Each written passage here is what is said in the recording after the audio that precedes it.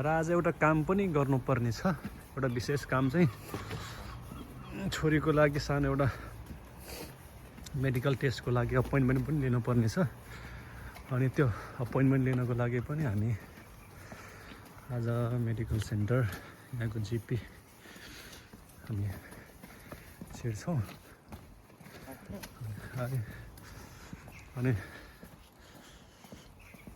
अनि उसलाई चाहिँ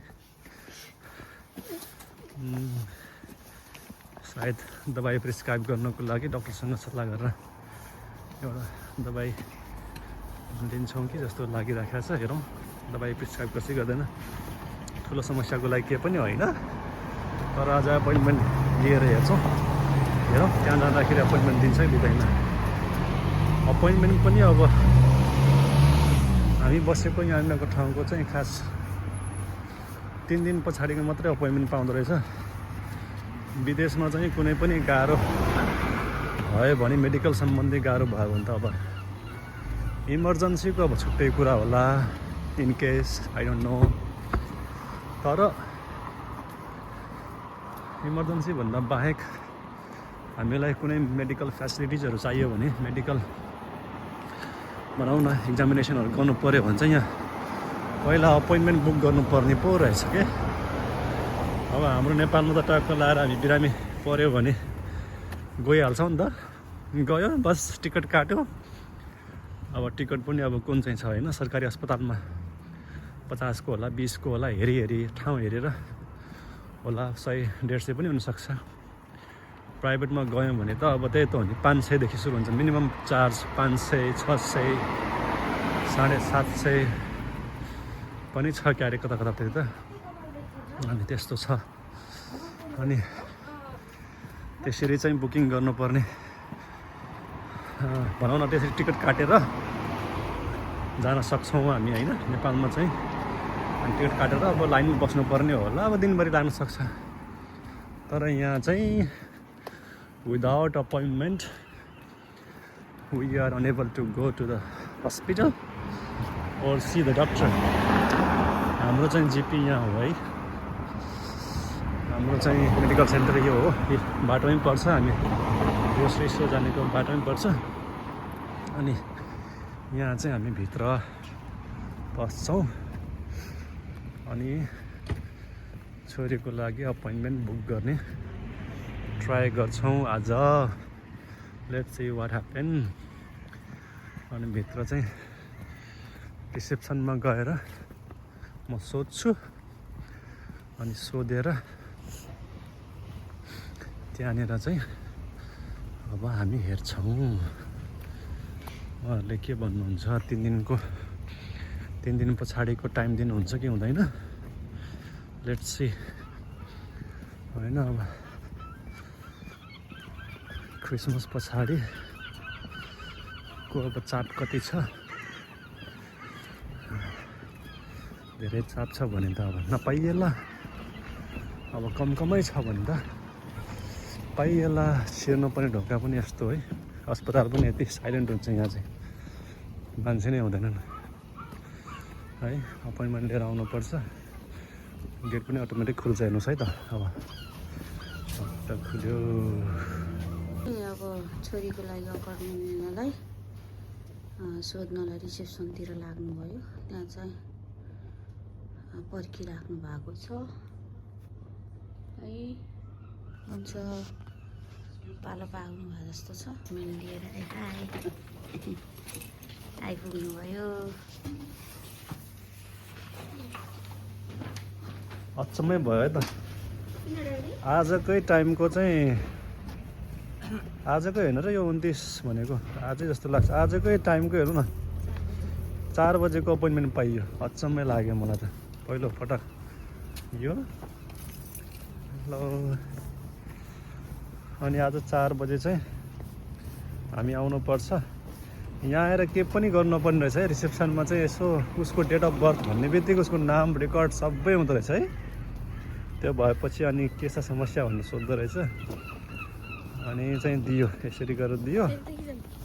अब यो पर्चा चाहिँ नहराइकन राख्नु पर्यो। 4 बजे आउनुपर्छ। अनि 4 बजे हामी आउँछौँ। 4 बजे आएर चाहिँ डक्टरसँग भेट्छौँ। डक्टरले के भन्नुहुन्छ। ल हामी चाहिँ अब यहाँको मेडिकल सेन्टर पुग्यौँ। यो चाहिँ बाहिरको पार्किङ एरिया हो अनि त्यहाँबाट त्यहाँ छिर्नुपर्छ। अनि छोरीको यो चाहिँ देखाउन मिल्छ नै देखाउन मिल्दैन अहिले क्यामेरामा हामी देखाउँदैनौँ डिटेल। जे होस् धेरै डिटेल नदेखाइकन यति मात्र देखाउँछौँ हामी। जे होस् अपोइन्टमेन्ट छ 4 बजेको अपोइन्टमेन्ट होइन। अनि हामी लगभग आइसकेका छौँ। अनि हेर्नुहोस् अर्काको देशको अस्पतालमा मान्छे छैन, भिड छैन भन्न खोजेको। भिड छैन, यस्तो सुनसान छ। गेट चाहिँ अटोमेटिक खुल्छ यस्तो छ। अब हामी त्यहाँ गएर चाहिँ खबर गर्छौँ, सोध्छौँ है त के भन्दो रहेछौँ। यस्तो छ। ल हामी चाहिँ यहाँ भित्र आइसक्यौँ अनि हामी चाहिँ यहाँ वेटिङ रुममा बसिरहेछौँ। बाउ र छोरी यो वेटिङ रुममा छ। भित्र अलिअलि मान्छेहरू रहेछन्। त्यहाँनिर चाहिँ उसको नाम आउँछ अरे त्यो फ्ल्यासिङमा। अनि नाम आएपछि मात्रै हामी ढोकाबाट छिर्नुपर्छ अरे भनेर हामी मजाले पर्खिरहेछौँ है त। उसको साथी पनि यहाँ आइदिएको रहेछ। मजाले मान्छे बस्ने वेटिङ गर्ने अनि जाने रहेछ। यस्तो सिस्टम रहेछ भित्र चाहिँ। छोरीको नाम आइपुग्यो। येल्लो करिडोर रुम नम्बर 9 मा रहेछ है त। अब हामी लाग्यौँ। ल हामी चाहिँ निस्क्यौँ यहाँबाट। कति आनन्दको चेक जाँच हुँदो रहेछ अनि है। ल सक्यो, प्रेसक्रिप्सन पाइयो। अब सक्यो। अब हामी फर्किँदैछौँ। अब हामी लागिरहेछौँ। ल अब छोरीले आफ्नो एक्सपिरियन्स सुनाउँछ है त, अनुभव सुनाउँछ। कस्तो भयो डक्टरसँग भेट्दाखेरि नेपाल र यहाँको फरक के छ। ल भन त तिमीले, बोल्दै गर। मलाई यहाँको चाहिँ डक्टर चाहिँ राम्रो लाग्यो किनकि साफसुथरा छ र साउन्ड पनि छैन यता।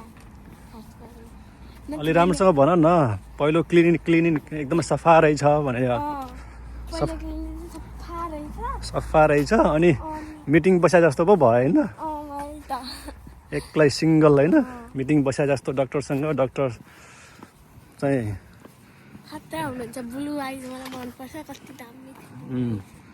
अनि डक्टरले राम्रोसँग हेर्नुभयो, सोध्नुभयो होइन। हो र। नेपालभन्दा फरक यहाँ के जस्तो लाग्यो त ल भन्। नेपालमा चाहिँ अब मास्क पनि धरि लाउँदैछ अनि चाहिँ ससुग्रा पनि हुँदैन। अनि भिड कस्तो? भिडको बारेमा भन्दा। भिडको बारेमा त म भन्दिनँ। नेपालमा भिड कि यहाँ भिड? नेपालमा धेरै छ भिड त। अनि यहाँ चाहिँ भिडै छैन? हाम्रो नेपालमा पनि अब नयाँ प्रधानमन्त्री आइसक्यो, त्यस्तै गरेको भएर राम्रो हुन्थ्यो। अपोइन्टमेन्ट लिँदै यस्तो गर्दै साइलेन्टमा। ल जे होस् छोरीले भनेको जस्तै गरी है त साथीहरू। यहाँ चाहिँ अपोइन्टमेन्ट लिएर हामी भित्र पस्यौँ डक्टरलाई हेर्नको लागि। डक्टरले राम्रोसँग जे होस् पहिला काउन्सिलिङ गरे जस्तो गर्नुभयो। अनि काउन्सिलिङ गर्न थाल्नुभयो, छोरीसँग बोल्न थाल्नुभयो। अनि छोरीलाई समस्याको बारेमा सोध्न थाल्नुभयो। अगाडि हिँड्न छोरी। अनि भन्दै हुनुहुन्थ्यो जे होस् के छ कस्तो छ समस्या भनेर सोध्दै हुनुहुन्थ्यो। कुर्सीमा बसेर मजाले। खास गरी उसको समस्या चाहिँ अब जुका लाग्यो कि उसलाई भन्ने डरले आएको हामी, अरू के पनि होइन। अनि उसको चाहिँ हाइट वेट सबै कुरा ठिक छ, बिएमआई पनि ठिक छ भनेर चेक गर्नुभयो। अनि एकदमै राम्रोसँग तरिकाले चाहिँ काउन्सिलिङ गर्नुहुँदो रहेछ। खास गरी यहाँको डक्टरहरूले चाहिँ केयर गर्नुहुँदो रहेछ। र भविष्यमा पनि केही समस्या भयो भने आउनु होला भनेर भन्नुभयो। अनि हामी बुढाबुढीको लागि पनि जुगाको औषधि लेखिदिनु भयो क्या, प्रिस्क्रिप्सन लेखिदिनु भयो। अनि यो प्रिस्क्रिप्सन लिएर चाहिँ फार्मेसीमा हामीले दबाई माग्न जानुपर्छ अरे भनेर भन्नुभयो। अनि यस्तो किसिमको अनुभव भएको छ आज। अनि हामीलाई राम्रो लाग्यो। कम्पेरेटिभली नेपालको अस्पतालहरू र यहाँको अस्पतालमा फरक भनेको सेनिटेसन, क्लिनिनेस होइन, सरसफाइ, अनि मान्छेको क्राउडिनेस छैन, मान्छेको एकदमै चाप छैन, मान्छे एकदमै होइन कम। अनि त्यो तरिकाको चाहिँ हामीले भेट्यौँ। अब फार्मेसीमा गएर चाहिँ दबाई अब मलाई थाहा छैन है, अब डक्टरले चाहिँ फ्रीमा पाइन्छ भनेर भन्नुभयो। अब यो प्रिस्क्रिप्सन लिएर चाहिँ त्यो दबाई लिन जाँदाखेरि चाहिँ फ्रीमा पाउँछ कि पाउँदैन हामी त्यहाँ पुगेपछि अथवा लिएपछि तपाईँहरूसँग कुरा गर्छौँ है त, खबर गर्नेछौँ। ल हामीले चाहिँ यहाँ फार्मेसीबाट दबाई पाइसक्यो। अनि दबाई पनि के छ, पैसा तिर्नु पऱ्यो छोरी? फ्री रहेछ है, दबाई पनि फ्री रहेछ। अनि चेकअप पनि फ्री रहेछ होइन त? राम्रो लाग्यो कि लागेन?